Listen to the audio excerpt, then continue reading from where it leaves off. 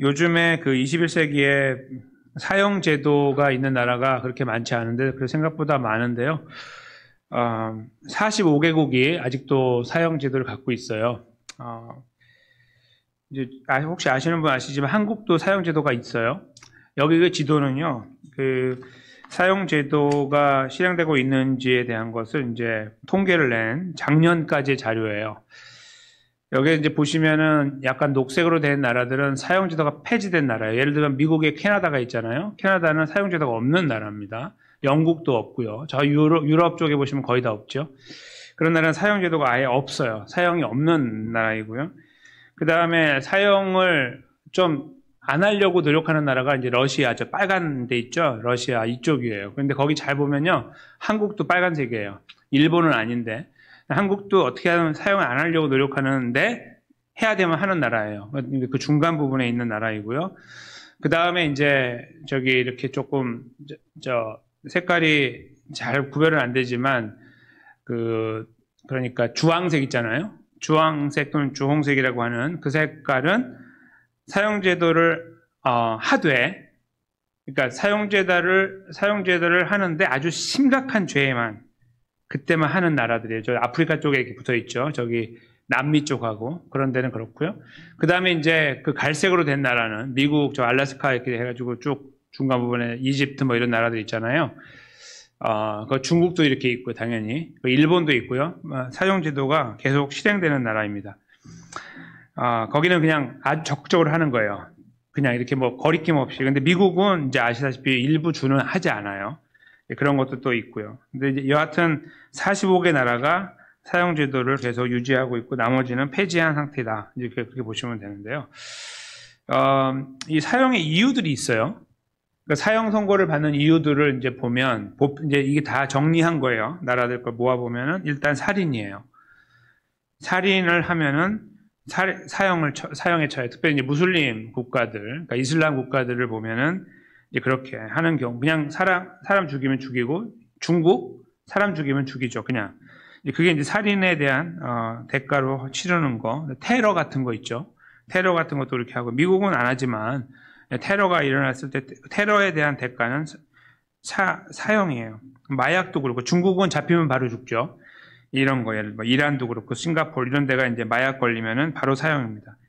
그리고 이제 간첩이나 반역, 지금 한국에서 논의가 되고 있는 부분 중에 하나잖아요. 이제 그게 내란이냐 아니면 외환이냐 뭐 이런 것들을 요즘에 지금 논의하고 있잖아요. 이제 그런 것들이 이제 국가 안보를 위협하느냐 이런 것들에 이제 사형 선고하고 연결될 수 있고요.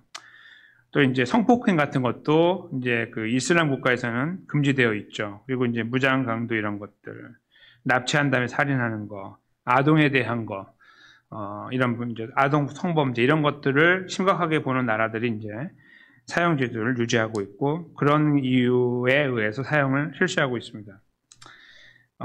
성경 안에 보면 이렇게 오늘 여기서 다루고 있는 내용들하고 좀 뭐 예를 들면 마약은 없을 거 아니에요. 마약은 없어요.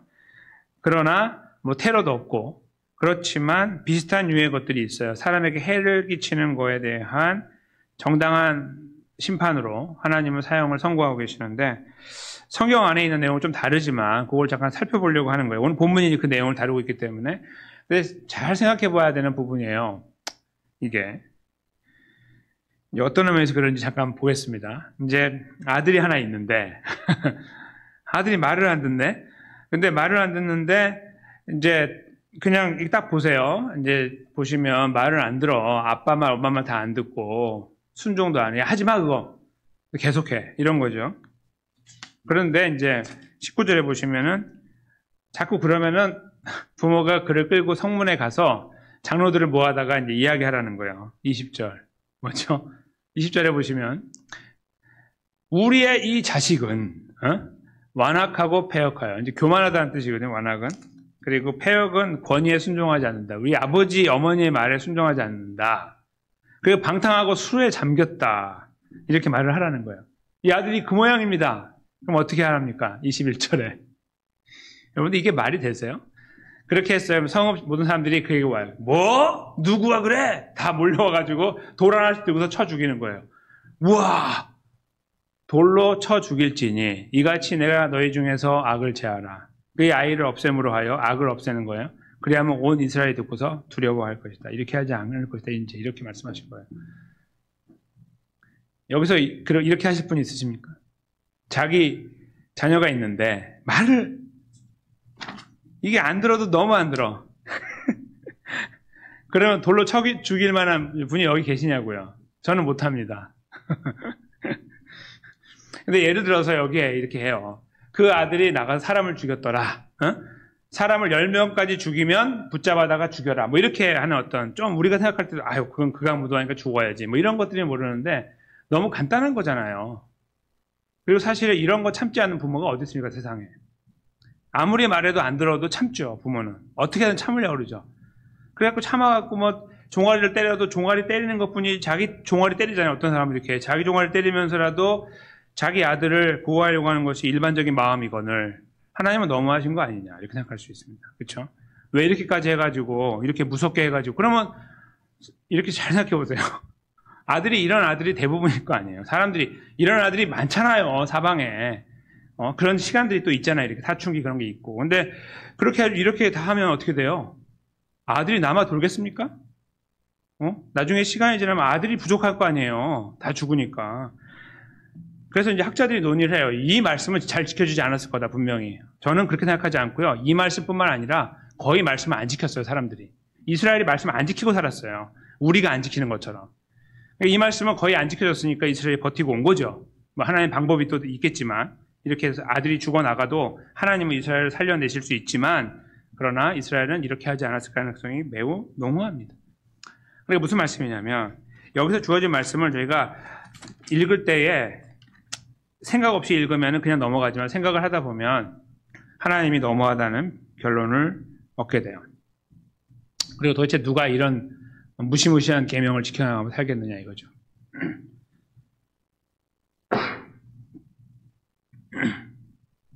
(21세기에서) 내세우는 선진화되어 있는 법은 이런 걸로는 사용하지 않아요.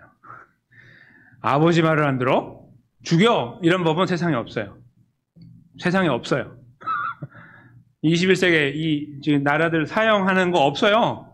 아무 나라도 없어요, 이거는. 그냥 뭐 부모를 치면은 뭐 벌을 내리고 이런 건 좀 있겠죠. 뭐 가두고 뭐 이러는 거. 벌금형 이런 거 있지만 사형은 없어요. 그러니까 성경이 너무 독특하기도 하지만 무자비해 보이는 거예요. 어떻게 이렇게까지. 근데요, 이 말씀은 저희들에게 이제 무엇을 보여주고 있냐면 하나님께서 죄에 대한 거부 반응이, 이 알러지 반응이 얼마나 큰 거에 대한 걸 보여주는데 적어도 그 안에서 조금이라도 뒤틀리면 하나님은 다 죽음으로 다 대가를 치른다는 것을 보여줘요. 그냥 이제 저희 머릿속으로는 납득이 안 돼요. 아들을 이렇게 죽인다는 것이. 얘가 살인죄도 저지른 것도 아닌데 내 말 듣지 않는다고 내가 죽여? 차라리 내가 내 마음을 다 누르고 사는 게 맞지라고 하는 그들에게, 아니 모든 인간에게 하나님이 말씀을 하시면서 저렇게 죽여서 그 죄를 이 세상에 없어야 된다라고 말씀하시는 것에 저희가 고개를 갸우뚱하게 된다 이거예요. 근데 이제 첫 번째 이유로요, 저희가 하나님 이렇게까지 말씀하시는 거에 이유를 찾자면 출애굽기를 찾게 돼요. 20장 12절에 보면 이제 저희가 아는 10계명이 나오고 10계명 5계명을 저희가 보게 됩니다. 부모에게 공경하라. 그렇죠? 부모에게 공경하는 거. 내 부모를 공경하라. 이 말씀 저희가 알고 있습니다.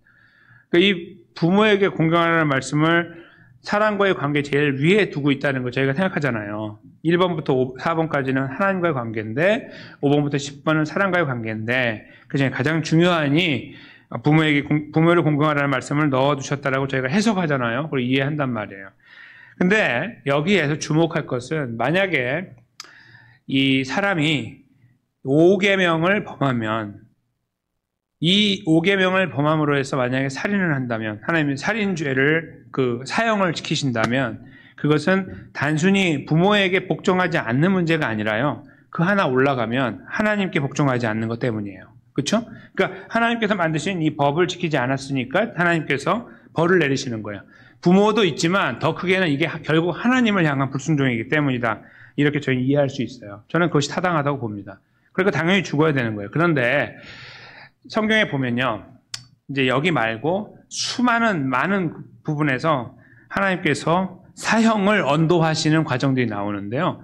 저희가 다 찾으면 시간이 너무 많이 걸리고 이렇게 몇 시간 만에 찾을 수가 없는 만큼 많아서 그건 지금 다룰 수가 없고요. 저희는 그 요약판을 볼 수 있어요. 제가 일전에 한번 말씀을 드리면서 이 죄에 대한 문제가, 그러니까 죄를, 그러니까 어떤 우리가 작은 죄를 범했을 때 하나님이 사형을 하신다, 죽인다 하시는 거에 대한 정당성, 그 이야기를 제가 나누면서, 그래서 우리는 다 그냥 죽어야 된다라고 제가 말씀드린 적이 있어요. 그게 바로 로마서 1장 말씀이라고 했는데 기회가 됐어요. 오늘 가져왔습니다. 여기다가 로마서 1장 20에서 29절 32절이에요. 29부터 32절까지 말씀인데 21가지 죄가 나오죠. 그걸 제가 좀 확인하고 싶어요. 무슨 말씀이냐면 아들이 저렇게 한다고 죽여? 납득할 수 없는데 라고 하는 그 부분에 대해 하나님의 답변이에요. 이게 그래 너희 그렇게 생각하니 내가 좀 더 말해줄게 하는 거를 저희가 이제 신약에 와서 구약에서 있는 모든 살인에 사형에 해당한다고 하는 죄를 내가 이렇게 한번 좀 모아서 보여줄게 하는 거예요. 그게 바로 여기 나와 있는. 이제 한 줄씩 보겠습니다. 제가 29절 먼저 읽을게요. 곧 모든 불의, 추악, 탐욕, 악의가 가득한 자요. 시기, 살인, 분쟁, 사기, 악독이 가득한 자요. 수군수군하는 자요. 자, 30절입니다. 읽어주십시오. 비방하는 자요. 하나님께서 미워하시는 자요. 능욕하는 자요. 교만하는 자요. 자랑하는 자요. 악을 도모하는 자요. 부모를 거역하는 자요. 네. 그 다음에 우매한 자요. 배약하는 자요. 무정한 자요. 무자비한 자라. 이 같은 일을 행하는 자는 사형에 해당한다고 하나님께서 정하심을 알고도 자기들만 행할 뿐 아니라 또한 그런 일을 행하는 자들을 옳다 하느니라. 아멘. 모두 인류가 무너졌기 때문에 다 서로 감싸주는 거예요. 다 자기는 이 죄를 갖고 있고 이 사람이 이거 갖고 있으니까 서로 감추면서 윈윈 하는 거죠. 너 그냥 그거 해. 나 이거 할게. 같이 이렇게 하는 거예요. 그런 모양을 갖고 인류가 살고 있다는 거예요. 우리 잘 생각해보면 우리도 다 있어요, 그게. 우리만이 뭔가 이게 마음에 있잖아요. 그것이 어떤 것이건 우리는 연약함을 갖고 있어요. 이렇게. 그래서 그거를 우리가 물론 회개하지만 다시 안 되는 어떤 그런 상황을 맞이하면은 아예 어쩔 수 없네라고 생각하는 어떤 그런 것들을 갖고 간다고요. 근데 그게 있기 때문에 상대방을 이렇게 서로 그냥 감싸는 거야. 에휴, 뭐 인간은 다 그래. 다 한계가 있더라고. 그냥 그렇게 그냥 서로 이렇게 하면서 가는 그 모양을 여기 표현하고 있는 거예요. 그리고 하나님은 그거를 증오하시는 거죠. 근데 여기 포인트가 뭐냐면 이런 일을 행하는 자들은 사형에 해당한다고 하잖아요. 그러니까 결국 구약에서 나온 건데 이게 구약 안에 하나님께서 다 설명해 놓으신 것들을 집약해 놨을 때 21가지로 정리가 되는 거예요. 근데 여기 잠깐 올라가서 보실까요? 29절부터 다시 한번 보실까요? 이게 그렇게 대단한 죄가 아니에요. 추악하다, 좀 악하다 이런 거. 탐욕, 아이고 탐욕? 이게 무슨 사형이야 이렇게 생각하는 거 우리는. 탐욕이 사형에 해당해요. 그 다음에 보시면 제가 살인을 보면 당연히 아유 그거는 할 수 없지 이렇게 하는데요. 시기. 아니 시기도 못해? 이렇게 되는 거예요. 그 다음에 그 다음에 수근수근 나오잖아요. 수근수근. 모여가지고 야, 저 사람 저렇대. 이거 이제 속된 말로 뒷담화 있잖아요. 뒷담화. 이 사람 이야기하는 거. 그거 수근수근 하는 거 아니에요? 아웃. 그것도 아웃이에요. 아니 어디 뭐 끌려가서 이렇게 뭐 며칠 살고 나오는 게 아니고 구금되는 게 아니라 사형. 이게 말이 돼요? 그 다음에요. 비방하는 사람을 비방할 수 우리 비방하는 거 하잖아요. 비방하면 안 되지만 하잖아요. 그리고 능욕하는 자, 교만한 거 우리가 조금 우리도 모르는 사이에 교만할 수 있는데 그런 거. 자랑? 아니 자랑도 못해요. 이것도 자랑 못해요. 자랑. 그 다음에 나오죠. 오늘 본문의 말씀이 여기 나오는 거예요. 그러니까 지금 이것이 저기 들어가 있는 거예요. 이러고 21가지 중에 하나가 여기 있는 거고 이걸 저기다 넣은 거예요. 부모를 거역하는 자요. 죽이라 이거예요. 그것이 하나님께서 사형에 해당한다고 정한 죄예요. 그래서 31절에 또 있네요. 죄송합니다. 제가 지금 여기까지 해야 되는데 우매하고 아니 누가 우매하고 싶어서 우매합니까? 라고 우리는 항변할 수 있어요. 너 죽어. 너무하잖아요. 무정한 자. 사람이 무자비하면 죽어? 이것도 말이 안 되는 것처럼 보여요. 근데 여기까지 해가지고 이제 이것이 사형에 해당한다고 32절에 표현하고 있잖아요. 하나님은 그렇게 정하셨다라고 하고 있는 거예요. 무엇을 말씀하려고 하는 걸까요? 하나님께서는 죄에 알러지가 있어요. 조금이라도 털럭 하나 딱 뭔가 더러운 게 들어오면은 그냥 다 없애야 되는 거예요. 그러니까 아담의 범죄가 사실 어떤 의미에서 되게 커 보이지만 사실 그거 먹지 말라는 거 한 입 깨물어 먹은 거, 그거 갖고 이게 무슨 죽을 죄예요. 근데 하나님은 그걸로 사형을 선고하셨고 결국 그때로 인간이 하나님과 단절돼서 우리는 다 죽었잖아요, 그냥. 하나님과 단절되기 때문에. 그것이 하나님의 방법이에요. 죄에 대한 아주 심각한 알러지를 갖고 계시는 거죠. 절대로 용납하지 않는 거예요. 그러니까 걸리면 죽는 거예요. 그게 이제 하나님께서 성경에서 표현하고 있는 하나님의 성품입니다. 그러니까 오늘 본문에서 저희가 처음에 이제 들을 때는 여기까지 오기 전에 아니 아들이 그럴 수도 있지. 나 같으면 내가 그냥 참고 말겠어. 하나님. 이렇게 우리가 이야기할 수 있는 거예요. 하나님은 죽이라고 하신 것을 저희가 의아해하고 고개를 갸우뚱했는데 로마서 읽어보니까 그건 아무것도 아니에요. 그거는. 그거는 아무것도 아니에요. 이거 뭐 아무것도 아니에요. 내가 우매한데 내가 죽어. 왜 죽어야 돼? 이렇게 우리가 이야기할 수 있는 것들이 뒤에 따라 나오는 거죠. 더 그거보다도 말이 안 되는 이유들로 하나님은 사형을 선포하고 계시니까요. 사형 선고의 이유가 거기 그렇게 있기 때문에 그런 거예요. 이거 어떻게 이해해야 됩니까? 이거 어떻게 지금 저희가 바라봐야 돼요? 하나님께 로마서를 통해서 오늘 본문에서 이제 본문을 저희가 조금 더 이해하려면 로마서에 와서 봐야 되는데 로마서를 보면서 아는 것은 하나님의 성품이에요. 하나님 마음이에요. 그건 뭐냐면 죄에 대한 거부감뿐만 아니라 죄를 만나면 그냥 죽여서 없애야만 되는 거예요. 하나님은. 그런데 이제 여기서 저희가 그래? 그리고 이제 우리를 돌아보면 이상한 점이 보이죠. 왜냐하면 제가 안 죽었거든요. 제가 교만한데 안 죽었어. 그리고 그때 무슨 병에 걸리거나 얻어 터지거나 해가지고 납작 엎드려가지고 다시 회개하고 돌아와서 지금 제가 여기 이렇게 있는 게 아니라 저 분명히 교만하고 계속 교만하게 사는데 괜찮아요. 이런 문제가 있는 거예요. 그렇죠? 그래서 이렇게 생각하는 거죠. 일반적인 사람들은 그거 다 거짓말이야. 안 되더라고. 이렇게 생각하는데 지금 성경 안에서 선포되는 말씀을 잘 보면 왜 죽지 않은지가 드러나요. 그것이 무엇이죠? 우리를 위해 십자가에 돌아가신 예수 그리스도 때문입니다. 그러니까 사형 선고를 저희는 21가지 죄 때문에 받아서 죽어야 되고요. 그러니까 하나님은 변함없는 법이에요. 원래 다 죽어야 되고 지금도 죽어야 되는 거예요. 그런데 그 중간에 딱 한 분이 끼어든 거예요. 예수 그리스도죠. 인류는 21가지 죄 때문에 사형 선고를 받고 죽어야 되는 것이 타고난 운명이고 끝까지 가는 거였습니다. 근데 예수님께서 이 땅에 오셔서 사형 선고를 받으시고 돌아가셨잖아요. 왜요? 죄 때문이 아니라 우리 때문에. 예수님의 걸음을 보시면요. 여기서 지금 오늘 본문의 이야기는 그래도 우리가 아주 악하게 먹으면 마음 먹으면 죽어야 되는 사람이에요. 불효자니까 죽어야 된다고 해도 우리가 그냥 아유 그런가 보다 너무 세지만 그냥 그런가 보다 할 수 있는데 예수님이 그러셨습니까?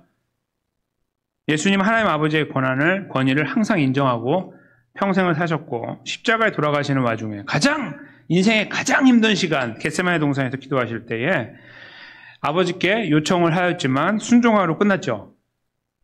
그게 바로 여기 적혀있는 마태복음 26장 39절이에요. 내 아버지와 만일 할만하시거든 이 잔을 내게서 지나가게 하옵소서. 이게 예수님께서 하나님을 향해서 뭔가 처음이자 마지막으로 말씀하신 어떤 인간 예수 또 아들 예수로서 표현한 그 하나님의 전체적인 흐름에서 약간 한 번쯤 한번 다시 생각해 주세요라고 부탁했던 마지막이에요. 처음이자 마지막.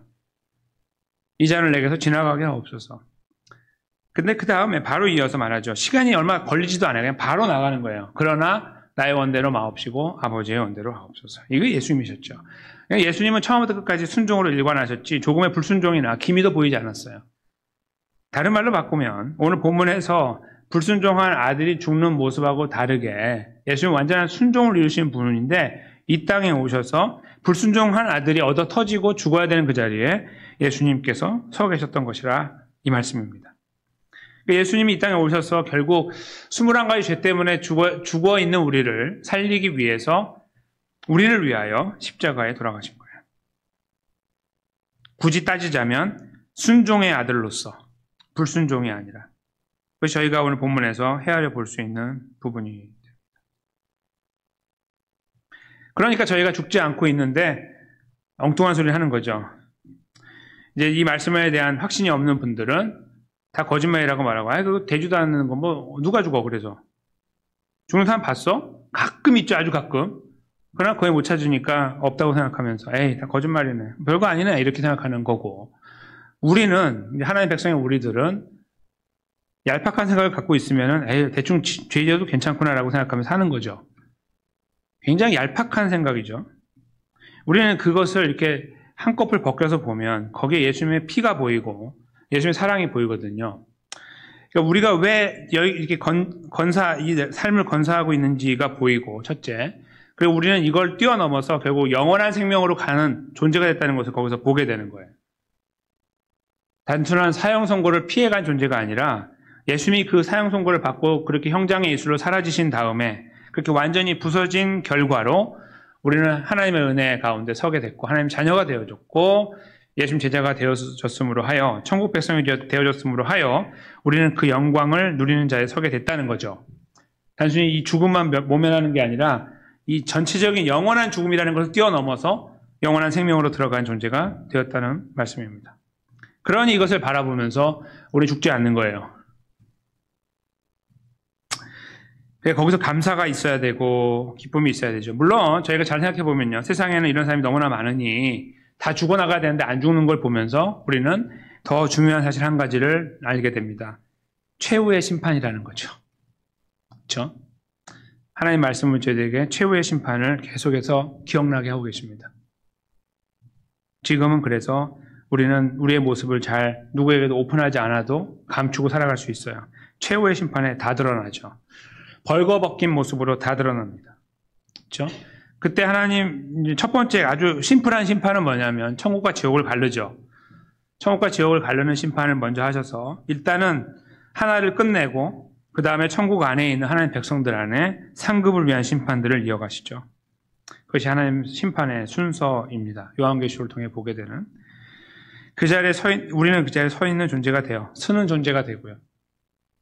단순히 이 땅에서 비실비실 살다가 이 생명을 연장해 나가는 어떤 그러한 아주 그 비참한 존재, 그냥 간신히 생명을 구한 존재로 사는 것이 아니라 하나님의 은혜를 힘입어 그 자리에 서는 존재가 된다는 거예요. 성경이 선포하는 사형 선고의 이유는 저희들에게 모든 인류가 갖고 있는 극복할 수 없는 한계를 보여주고 있는 겁니다. 그래서 오늘 본문에서 하나님 이렇게 하시는 것은 나는 조금의 죄도 용납하지 않을 보여주고 않아 하는 것을 보여주고 계시는 것이 분명하고, 그러니 이 말씀을 보면서 아유 누가 이렇게 살아요 라고 할 때 하나님이 내가 너한테 원래 그렇게 하는 거야 그렇게 말씀하고 계시는 거죠. 네가 원래 그런 거야. 네가 그걸 말씀하고 계시는 거예요. 그리고 그래서 예수가 너를 위해 십자가에 돌아가신 거야 이렇게 아버지께서 말씀하고 계시는 것이죠. 우리는 구약 성경이나 신약 성경 안에 담겨있는 여러 가지 이런 식의 메시지를 들을 때마다 예수님의 십자가의 죽으심과 부활의 능력을 다시 확인하는 거예요. 안 되는구나. 확인하지만 그래서 되는구나. 동시에 확인하는 거예요. 예수님 때문에. 그것이 여러분과 저의 삶 속에 이 말씀을 통해 다시 한번 리마인드가 되면 좋겠습니다. 우리는 그래서 하나님의 은혜를 입은 자이고 사랑 안에 거하는 자입니다. 그리고 우리가 잘 살지 못하는 걸음이 우리를 망하게 하지 않아요. 우리가 불효자로 살아도 오늘 본문에 나와 있는 이거보다 훨씬 더 불효자로 살고 부모를 해하는 자가 된다 할지라도 우리는 천국에 가요. 지옥 가지 않아요. 그러니까 많은 사람들에게 해를 끼치고 살아도 우리는 천국 갑니다. 아유 그런 게 어디 있어요. 사람은 착하게 살아야지. No. 그런 착한 사람 있으면 나와보라고 그러세요. 없어요. 누가 그렇게 착한데요 도대체? 없습니다. 잘 생각해 보시면은 우리 금방 알아요. 착해 보일 뿐 정말 착해요? 그 사람의 가정에 들어가서 파고 들어가 보세요. 문제가 없는지. 그런 사람이 어디 있습니까? 그것은 당연히 아니라는 걸 우리가 조금만 생각하면 아는데도 불구하고 우리는 그렇게 생각하려고 하면서 착해하고 온다고 생각하는 거예요. 우리 스스로가 잘못된 생각 속에 빠져 있는 거죠. 모든 인류가 그래요.